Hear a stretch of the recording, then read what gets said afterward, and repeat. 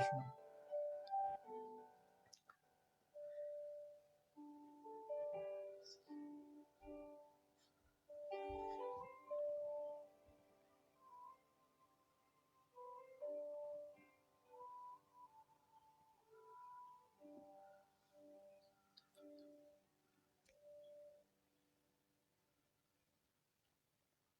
Voilà, que Dieu soit béni. Donc, comme les frères me l'ont demandé, de faire une prédication en direct ce soir, j'attends un peu plus pour qu'il y ait plus de monde qui se connecte. On va pas tarder à commencer à partager la parole de Dieu. Donc, on va faire quelque chose en attendant ceux qui doivent se connecter. On va prier le Seigneur quelques instants, en attendant les frères qui vont se connecter. Je vais vous inviter à fermer vos yeux et on va prier le Seigneur. Et puis on commencera à partager la parole de Dieu. Voilà, on ferme nos yeux ensemble et on va demander la grâce et l'assistance du Saint-Esprit. Seigneur, nous te bénissons. Seigneur, nous te rendons gloire et grâce. Tu es notre lumière, tu es notre Dieu. Seigneur, nous te remercions d'avance pour la parole que tu vas nous donner ce soir. Seigneur, pas besoin d'une église, pas besoin de 4 murs pour ressentir ta présence, pour partager la parole de Dieu. Seigneur, je te supplie de nous bénir par le moyen de ta parole, de ton esprit. Je place tous ceux qui vont écouter ta parole ce soir. Je place tous ceux qui vont entendre le message de Dieu pour que tu nous fasses du bien, pour que tu nous réconfortes, pour que tu nous relèves, Seigneur. Oui, je te le demande au nom de ton Fils bien-aimé. Et pour la gloire de ton nom, bénis mes frères, bénis mes sœurs, tous ceux qui vont écouter la parole de Dieu. Bénis-nous, Seigneur, ensemble, pour la gloire de ton nom. Amen. Gloire à Dieu. Voilà, que Dieu soit béni. Si vous n'entendez pas le son, vous me le dites. Si c'est mal orienté, me dites, il n'y a pas de souci. Je ferai le nécessaire pour régler, afin qu'on puisse partager la parole de Dieu. Mes frères et sœurs, vous qui lisez la Bible, la parole de Dieu, vous êtes au courant que Dieu, souvent, utilise le désert pour nous parler. D'ailleurs, la Bible dit, « Je t'attirerai dans le désert, et là je parlerai à ton cœur. » Donc, il y a des temps, il y a des moments dans la vie chrétienne où Dieu nous appelle à aller au désert. Et là, dans le désert, nous entendons la voix de Dieu et nous revenons sur nos pas parce que le désert a été une leçon pour chacun de nous. Donc, nous avons un Dieu qui sait ce qu'il fait. Lorsqu'il nous amène au désert, eh bien, il prépare une porte de sortie pour que nous puissions nous en sortir. Jamais Dieu nous conduira au désert sans avoir au préalable mis une porte de secours pour qu'on puisse sortir. C'est ce qu'on appelle le désert avec Dieu. C'est l'école de Dieu. Mais ce soir, mes frères et mes sœurs, vous qui m'écoutez, je ne voudrais pas parler de ce désert-là, parce que la parole de Dieu nous enseigne qu'il y a d'autres déserts. Nous avons vu, il y a le désert de Dieu, mais la Bible nous enseigne qu'il y a d'autres déserts. Et c'est ce que je voudrais voir avec vous ce soir. Qu'est-ce que je veux dire par d'autres déserts? Eh bien, dans notre vie chrétienne, écoutez bien, dans notre vie chrétienne, souvent, nous choisissons des voies, des chemins, des directions qui ne sont pas à la gloire de Dieu. Et ce qui fait, écoutez bien, c'est ce qui fait que des fois, nous nous trouvons dans des déserts, dans une terre aride et où nous sommes perdus. Et là, nous promenons des regards, nous cherchons le secours de Dieu, mais en réalité, nous sommes perdus dans le désert. À cause de quoi? Parce que j'ai mal choisi mon chemin.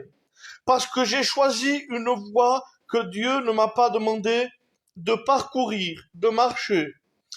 Donc, ce qui fait que je suis perdu dans le désert. Et je sais, vous qui m'écoutez, il vous est arrivé à un moment donné de vous perdre dans le désert. Je ne parle pas du désert de Dieu, hein. Je parle comment m'expliquer? Je parle de quelque chose qui a été volontairement de notre part. Il vous est arrivé, il m'est arrivé, de me perdre dans le désert et d'être seul dans le désert. La Bible nous parle, je ne serai pas long, écoutez bien, la Bible nous parle d'une femme qui s'appelait Agar. À un moment donné, Agar a été chassée par sa servante, Sarai. Elle a été chassée dans le désert. Et puis dans le désert, la Bible nous dit que cette femme, avec son fils, elle s'est perdue. Ça va perdre. Elle s'est perdue. Dans le désert, il n'y avait aucune direction pour l'indiquer. Dans le désert, elle n'avait aucun secours. Dans le désert, il n'y avait personne sur qui elle puisse s'appuyer. Écoutez bien, soyez attentifs, parce que je vais comparer ça à notre vie ce soir. Elle s'est perdue. C'est ce que dit la Bible. Ça va perdre à dins un désert immense. Et puis, lorsqu'elle s'est perdue dans ce désert, la Bible nous dit qu'elle s'est mise à pleurer. Elle s'est mise à pleurer parce qu'avec elle, elle avait son fils. Et elle a dit, je ne veux pas voir mourir mon fils. Cette outre d'eau qu'elle avait, petit à petit, les jours ont suivi, petit à petit, elle n'avait plus d'eau, cette femme. Ni pour elle, ni pour son fils. Alors elle a dit, je vais l'abandonner parce que je ne veux pas le voir mourir. C'est ce que cette femme pensait dans son cœur. Elle ne voulait pas voir mourir son enfant.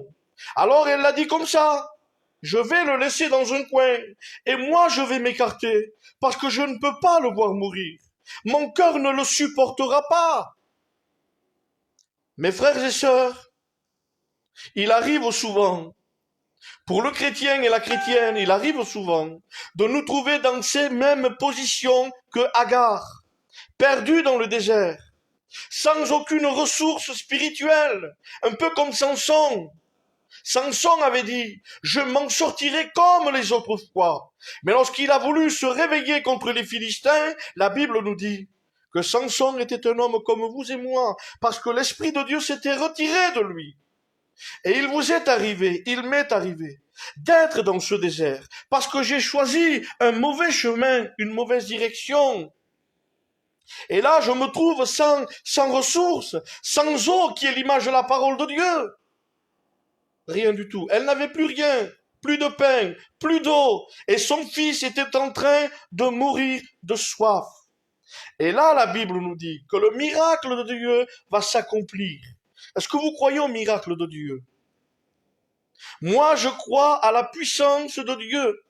Même si nous prenons, écoutez bien, même si nous prenons des directions contraires à celles de Dieu, je vais illustrer.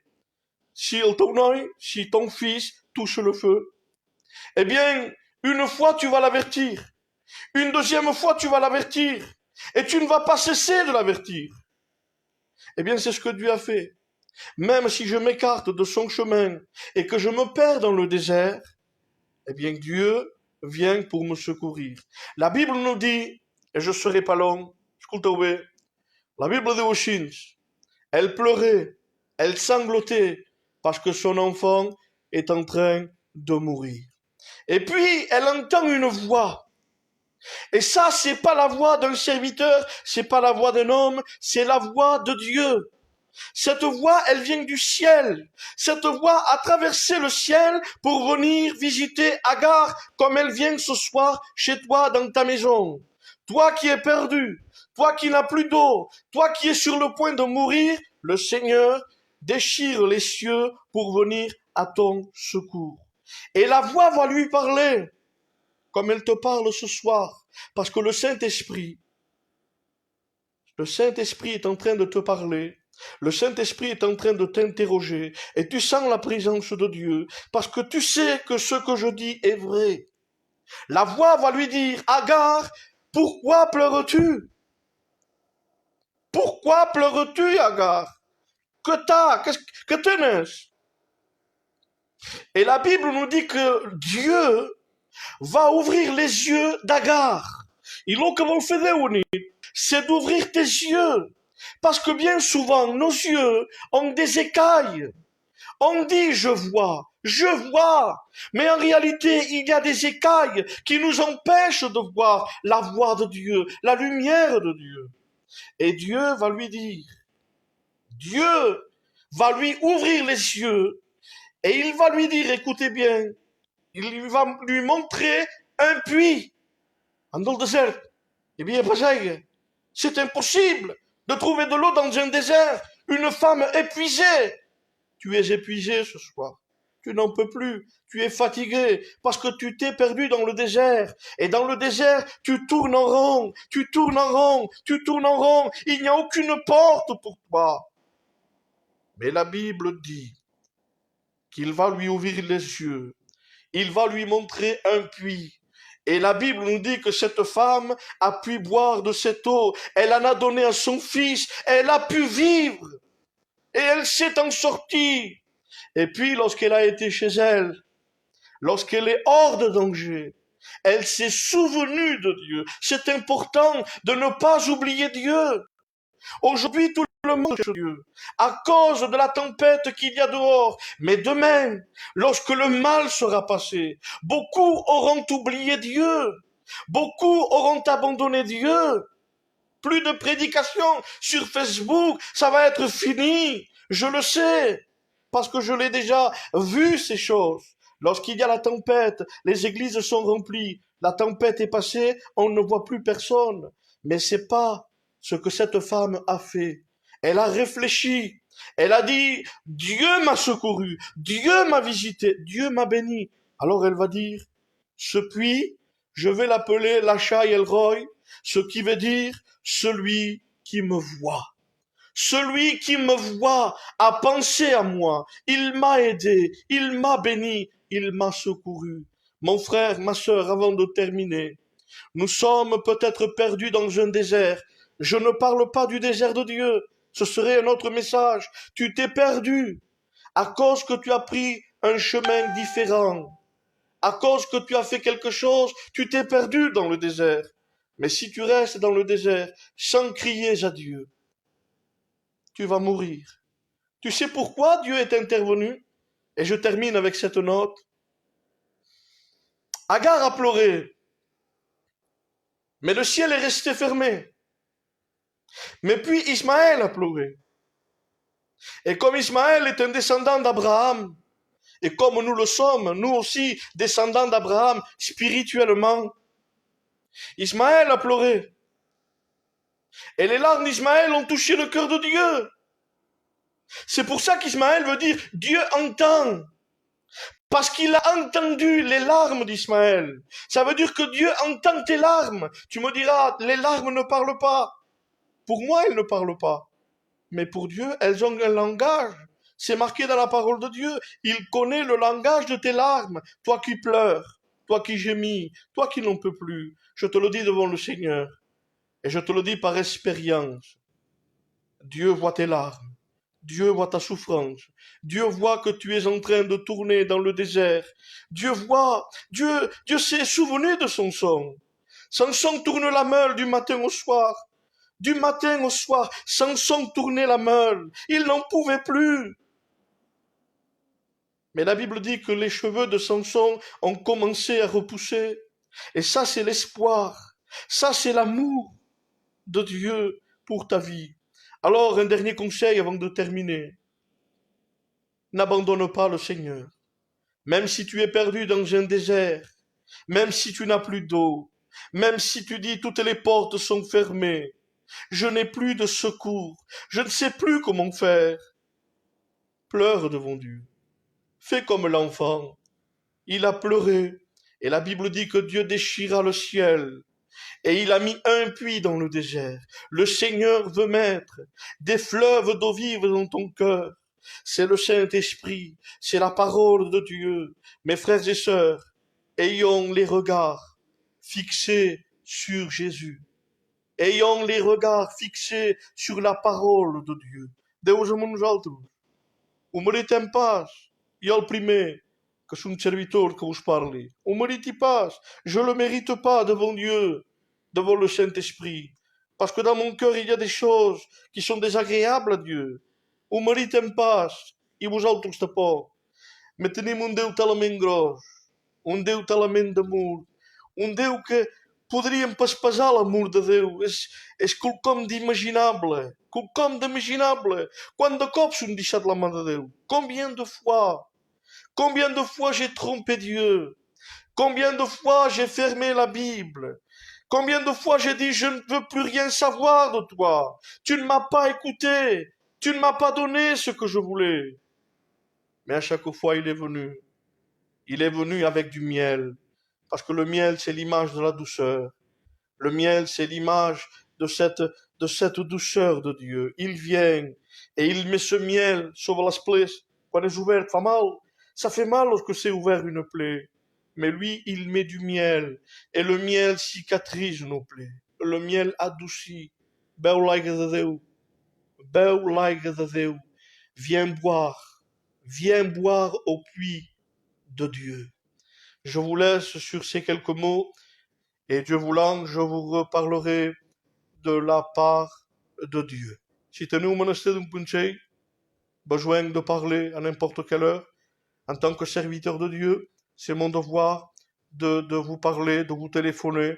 Il n'y a pas de souci, m'écrivez et moi je vous rappellerai. Mes frères et sœurs, prenez soin de vous et on se voit bientôt. Que Dieu vous bénisse.